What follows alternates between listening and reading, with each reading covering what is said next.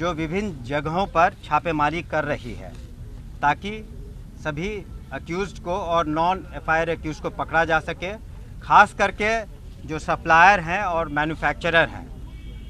दूसरी बात यह है कि अब तक लिए जो वहाँ पर साक्ष्य मिले हैं, जो पोस्टमार्टम्स हुए हैं, उसको हम लोग वेट कर रहे हैं कि पोस्टमार्टम रिपोर्ट भी आ जाए, तब आगे की हम लोग कार्रवाई करेंगे। कांड का शीघ्र पर्यवेक्षण भी किया जाएगा। साथ ही साथ एक्साइज के सीनियर ऑफिसर्स और पुलिस के सीनियर फॉर्मेशन अपना रिपोर्ट देंगे और वो जो गहन छानबीन के बाद और इस रिपोर्ट के आधार पर जिसकी भी लापरवाही होगी उनके विरुद्ध कार्रवाई की जाएगी। और इसके अतिरिक्त आपको ये भी बताना चाहेंगे कि इस पर भी आप ध्यान दें कि वर्ष 2016 से अब तक के लिए 22 में बिहार में जो मौतें हुई हैं वो अन्य राज्यों से कहीं कम है। जैसे कि आप अगर ले लेते हैं कर्नाटक को, पंजाब को, गुजरात को, मध्य प्रदेश को, मध्य प्रदेश में अब तक लिए 1200 से ज़्यादा मौतें हुई हैं जहां शराबबंदी नहीं है। आपको इसके अतिरिक्त जो कर्नाटक में भी 700 से ज़्यादा मौतें हुई हैं, उत्तर प्रदेश में सैकड़ों मौतें हुई हैं, उत्तराखंड में मौतें हुई हैं। कहना का ये मतलब है कि जो बार बार विपक्षी दल ये सवाल उठा रहे हैं या प्रेस या मीडिया आप लोग सवाल पूछते हैं कि जो शराबबंदी से, प्रोहिबिशन से मौतों का कोई लेना देना नहीं है जहरीली शराब से। वैसे राज्य जहां जहरीली शराब से मौतें हुई हैं वहां पर प्रोहिबिशन नहीं है और वहां मौतें ज़्यादा हुई हैं। तो ये एक अवैध कमाई का जरिया है जिसके कारण लोग गलत धंधा करते हैं। तो ये एक भ्रामक एक जो खबर फैलाई जाती है विपक्ष के द्वारा या कुछ लोग मीडिया में इस तरह की बातें रखते हैं कि यहाँ पर बिहार में प्रोहिबिशन है, इस वजह से इस तरह की मौतें हो रही हैं। और साथ ही साथ ये भी बता दें कि हम लोगों ने चाणक्य लॉ यूनिवर्सिटी से भी जो सर्वे कराया उसमें स्पष्ट है कि 80% से ज़्यादा लोग इसके समर्थन में हैं, खास करके महिलाएं समर्थन में हैं। और इसके अतिरिक्त जो फ़ायदे हुए हैं महिलाओं को, चाहे उनकी आय बढ़ी है, चाहे साथ ही साथ जो एक्सीडेंट डेथ कम हुए हैं रोड पर, उनका जो डोमेस्टिक वायलेंस, घरेलू हिंसा में कमी आई है, तो ऐसे अनोखे फ़ायदे हुए हैं। और हम लोगों ने व्यापक प्रचार प्रसार भी किया है और प्रचार में और अभियान में हम लोग माननीय मुख्यमंत्री जी के साथ भी गए थे। तो इस तरह का नरगल आरोप लगाना भाजपा का बिल्कुल गलत है। और वो लोग जब सरकार में साथ में थे तो उन लोगों ने भी एक्ट को पढ़ा था, सर्वसम्मति से इसको दोनों सदनों में पास किया और उस एक्ट के तहत कंपनसेशन का प्रावधान नहीं है कि किसी की अगर जहरीली शराब से मौत हो जाती है तो आपको कंपनसेशन मिलना चाहिए। आप इसको इस तरह से समझें कि आईपीसी के धाराओं में या अन्य जो एक्ट हैं कहीं ऑफेंस होता है, अपराध होता है, तो जिसने अपराध किया है अपराधी है, उसको किसी तरह का मुआवजा का प्रावधान नहीं है। उसी तरह प्रोहिबिशन एक्ट में जो एक्ट है वो कहता है कि पीना, पिलाना इत्यादि या मैन्युफैक्चर करना, सेल करना शराब का वो एक अपराध है।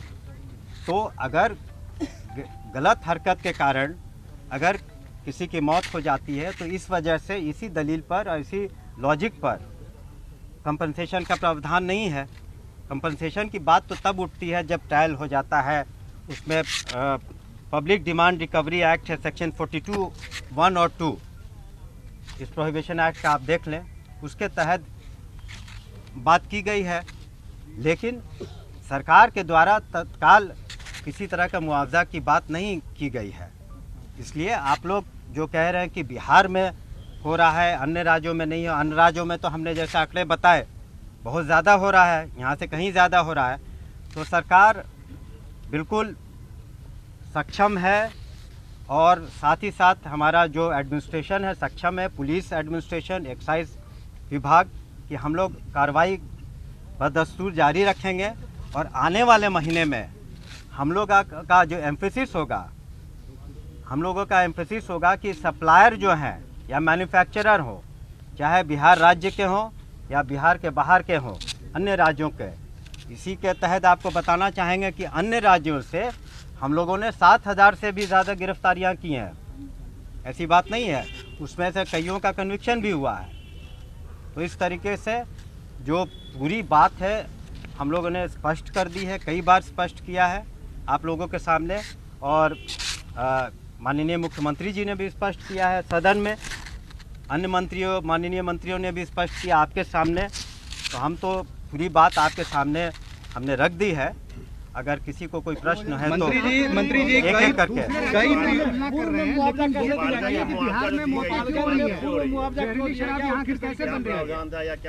इस तरह से तो आप करते रहेंगे तब तो एक एक करके दूसरे राज्यों का आप सवाल उठा रहे हैं। गोपालगंज में सर जो मुआवजा की बात कह रही है कि गोपालगंज में 2016 में मुआवजा दिया गया था इसी जहरीली शराब मामले में, क्या ये सच्चाई है? इसमें क्या है इस फैक्ट? देखिए, उस केस में कन्विक्शन हुआ था और जो भी दिया गया था उसके बाद उनका रिकवरी की प्रोसेस अपना चल रहा है। तो कन्विक्शन तो हुआ था, बाद में ऊपर वाले कोर्ट से जो सज़ा में कमी इत्यादि हुई, तो उसके अलावे आप कहीं नहीं बता सकते हैं। और हमने बताया कि public demand recovery act section 42(1) और 2 को आप पढ़ लें, या जो विपक्षी नेता हैं या प्रेस के लोग हैं या कोई भी सिटीजन इसको पढ़ना चाहे तो पढ़ के समझ ले कि क्या है मामला। ये राज्यों की बात कह रहे थे, लेकिन यहाँ बिहार में शराब क्यों बिक रही है? गलत मुआवजा बांट दिया गया था क्या? तो नहीं, गलत मुआवजा बढ़ गया था या फिर क्या था? रिकवरी करने की बात आप कर रहे हैं जो हाँ, तो उसमें तो कन्विक्शन भी हुआ था, सजाए मौत हुई थी, बाद में उसको कम हुआ या जो हुआ जी, वापस लेंगे राशि लोगों से। जो लोग अक्यूज हैं उनसे रिकवरी होगी। सर, इसमें तो स्पष्ट है प्रावधान। फिगर्स को लेकर इतना कंफ्यूजन क्यों है? आप कह रहे हैं 38 बॉडीज शायद मिली हैं, मोर देन 70 जो लिस्ट आया है, तो क्या वो जो नहीं, गैप देखिए, है, हम गैप है 32 या 33 का, तो क्या आपको लगता है कि विपक्ष उसको रेज कर रहा है या लोग जो हैं बॉडी को लेके भाग गए हैं इस डर से कि हमारे घर के लोग गिरफ्तार हो जाएंगे? बहुत लोग ऐसा भी करते हैं गांव में। तो क्या जिनका पोस्टमार्टम हुआ है उन्हीं का ऑफिशियल टोल में काउंट किया जाएगा, या जो बॉडी लेके भाग गए, क्या पुलिस कोई उस तरह की जांच की है? देखिए, हमारा जो ऑफिशियल फिगर है, हमारी जो बातें हुई हैं वहाँ से पदाधिकारी से, एक्साइज के, पुलिस के, डिस्ट्रिक्ट एडमिनिस्ट्रेशन के, वो ऑफिशियल फिगर 38 है। अगर किसी को कोई संशय है या किसी के बारे में कोई अगर रिपोर्ट है तो आप अलग से उसके बारे में प्रतिवेदन दें, नाम सहित। कई परिजनों ने ये आरोप लगाया है कि आप नाम बताएं। प्रशासन ने उन पर दबाव बनाया कि नहीं, जो अगर आप देखिए, जेनरिक बात नहीं करिए आप, ऑन रिकॉर्ड बयान है सर। आप सुन लीजिए,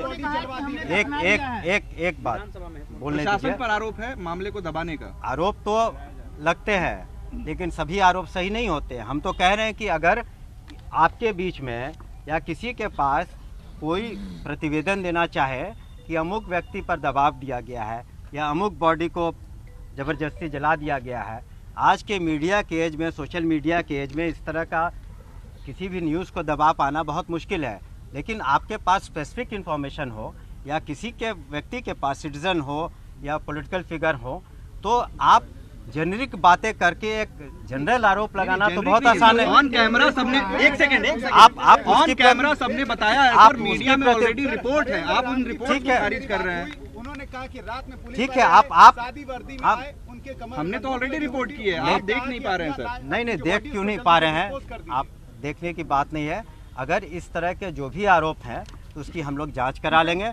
अगर उसमें कोई भी सच्चाई होगी तो उनके नाम को इंक्लूड किया जाएगा। हम लोग कोई पीछे नहीं हट रहे हैं कि अगर 38 से फिगर ज़्यादा होगा तो शुरू में तो हम लोगों ने फिगर कम बताया था, लेकिन जब यहाँ तक पहुँचा तो हम लोग एडमिट करने के लिए तैयार हैं।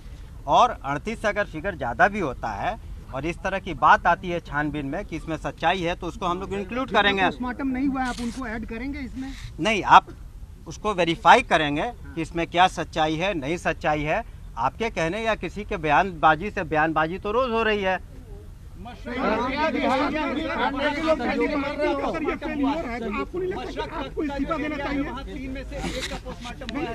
कराओ। सर मीडिया रिपोर्ट पे एनएचआरसी ने सुओ मोटो वो भी लिख करके दे दीजिए। अच्छा ये आपका डिमांड है या किसका डिमांड है? एनएचआरसी के suo motu notice media report पे जो लिया गया है, what would you like to say on that?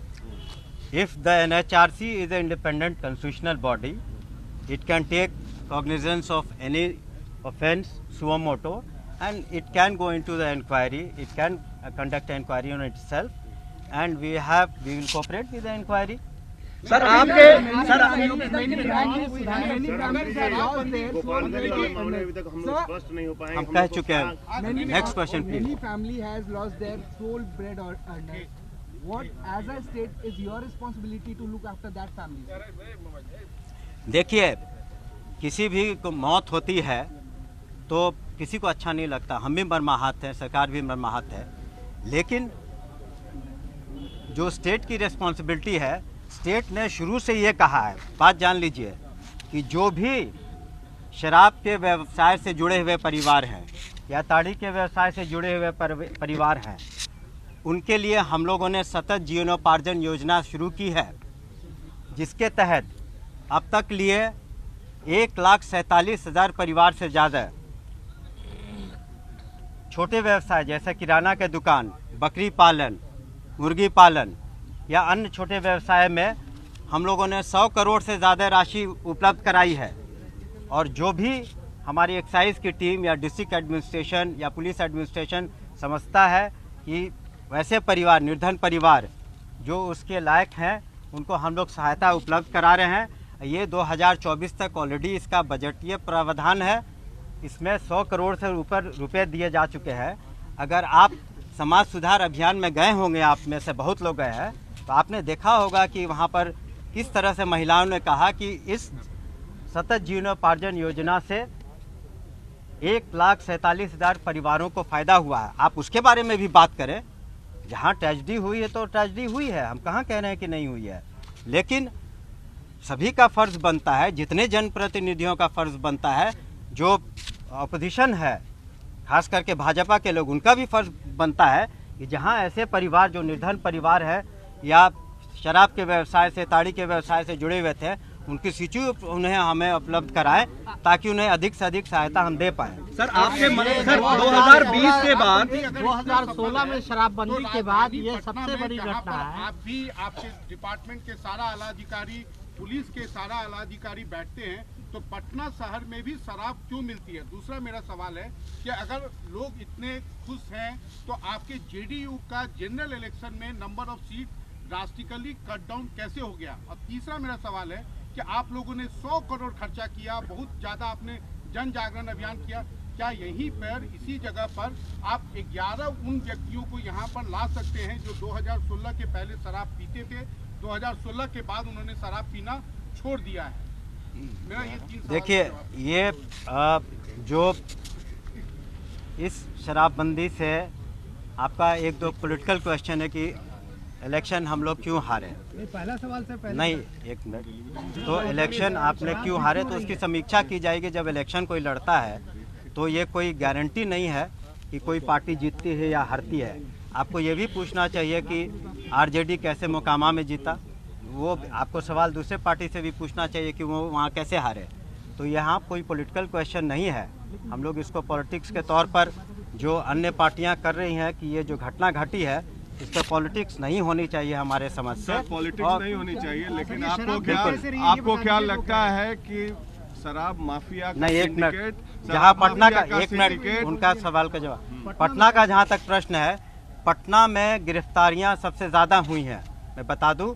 और यहाँ पर हम लोगों ने एक्साइज डिपार्टमेंट का कुछ रिस्ट्रक्चरिंग की है, जिसमें मेरे ख्याल से 5 नए ज़िले बताए हैं, और ये वर्क इन प्रोग्रेस है। आप भी जानते हैं कि चारों बगल से ओपन बॉर्डर है और इसमें एक लोगों को फ़ायदा होता है गलत धंधा करने से, इसका इकोनॉमिक रीजंस है, तो ये वर्क इन प्रोग्रेस है। ऐसा कोई, आप जब आईपीसी आज़ाद हुआ, सीआरपीसी आज़ाद हुआ, तो उसके बाद ऐसा तो नहीं है कि इंडिया क्राइम से फ्री हो गया या बिहार क्राइम से फ्री हो गया। मुश्किल है, ये मान रहे हैं ना। ये एक चैलेंजिंग वर्क है और हम लोग इसको हेड ऑन हम लोग इसको मीट कर रहे हैं। 2020 के बाद जो शराब जहरीली शराब माफिया- के मामले हैं सर वो बढ़ गए हैं। क्या आपको लगता है एज अ मिनिस्टर ये आपका फेलियर है और आप इसकी जिम्मेदारी लेंगे? 2016 से 2020 में उतनी मौतें नहीं हुई हैं जितनी 2020 से 2022 में हुई हैं। देखिए, कोई एज ए मिनिस्टर मैं अपनी रिस्पॉन्सिबिलिटी से नहीं हट रहा हूँ, और जो भी कार्रवाई है, सक्षम कार्रवाई, ये तो है कि अगर कोई घटना घटी तो मैदान छोड़ के आदमी भाग जाए, और दूसरा रिस्पॉन्स होना चाहिए कि आप जो भी समस्याएं हैं या चैलेंजेस हैं उसको हेड ऑन मीट करिए। तो हम विश्वास करते हैं कि हमारी सरकार, हमारा प्रशासन, पुलिस या एक्साइज जो भी चैलेंजेस हैं उसको हम लोग हेड ऑन मीट करेंगे। Thank you.